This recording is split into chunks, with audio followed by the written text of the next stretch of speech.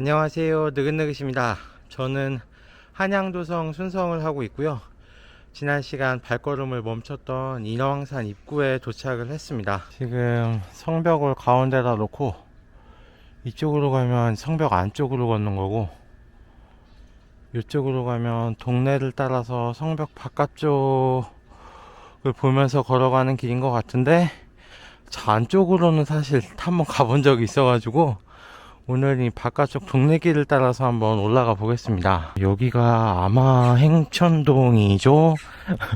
확실치는 않은데 이렇게 성벽마을 행천동의 모습도 볼 수가 있네요. 자, 여기 보시는 것처럼 앞문이 있어가지고 성벽의 외부 순성길과 내부 순성길을 넘나들 수 있게 해놨네요. 그래도 오늘은 외부 순성길로 좀 더 걸어보겠습니다. 자연성벽이네요. 자연성벽. 지금 보시면 성벽이 이렇게 쭉 이어져가지고 저 인왕산 따라서 쭉 올라가는 모습이 보이시나요? 제가 저 위까지 올라가야 된다는 건데, 여기 옆에서 보면 성벽이 이렇게 살짝 뭐라고 표현을 해야 될까요? 배가 불렀다고 표현을 해야 되나? 아마 이런 것도 지속적으로 점검을 해주고 체크를 해주고 그러지 않을까 싶습니다. 이 돌 모양이 막 수시로 바뀌네요. 그만큼 이제 여러 시대에 걸쳐서 개축이 되고 다시 쌓았다는 이야기겠죠? 그럼 이쪽에 뭐 성벽이 자주 무너졌을까요? 아니면 그만큼 중요한 구간이라 계속해서 이렇게 손을 봤던 건가? 인왕 삼거리에 호랑이상이라는 게 있구나. 인왕산 하면 또 이 호랑이가 유명하잖아요. 지금 그 서울시 대표 캐릭터 해치라고 아시죠? 해치 이전에 왕범이라고 하는 캐릭터가 있는 걸 알고 계시는지 모르겠어요.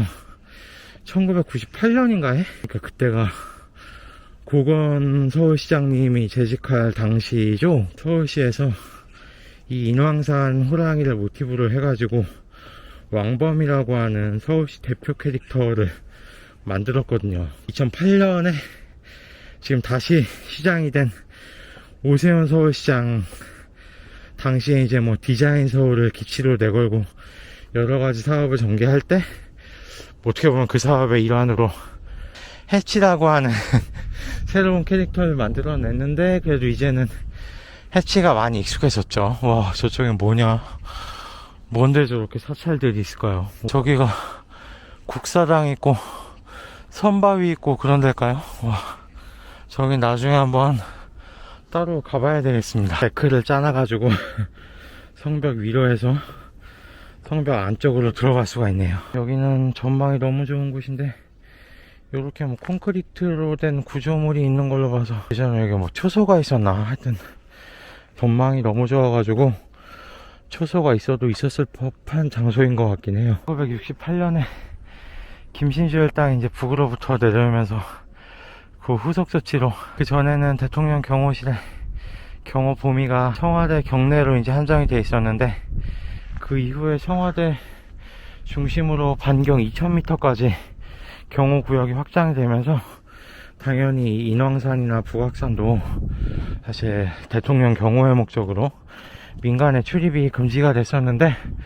1993년에 이제 김영삼 문민정부가 들어서면서 조금씩 인왕산이나 북악 쪽이 개방이 됐습니다만, 여전히 이렇게 어떤 군사시설, 경호시설에 흔적, 시설이 남아있는 걸 확인할 수가 있습니다. 바위 안봉의 모습 좀 보십시오.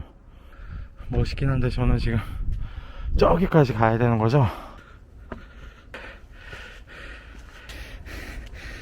등산 좋아하시는 분들한테 뭐 이 정도는 진짜 식은 죽 먹기겠지만, 저는 산이 싫어요.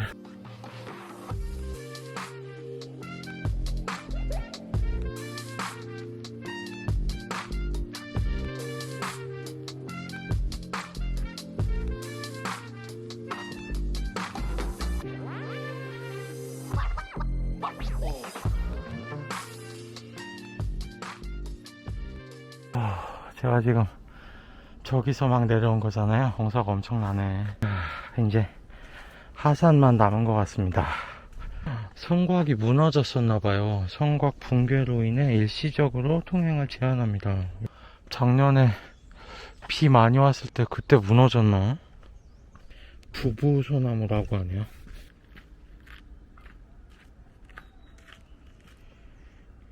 이렇게 뿌리가 이어져 가지고 부부소나무라고 부르나봐요. 연잎이. 여기는 군사시설로 출입을 금지합니다 라고 되어 있으니까 살짝 성 아래쪽으로 돌아서 창의문에서 끝을 내도록 하겠습니다.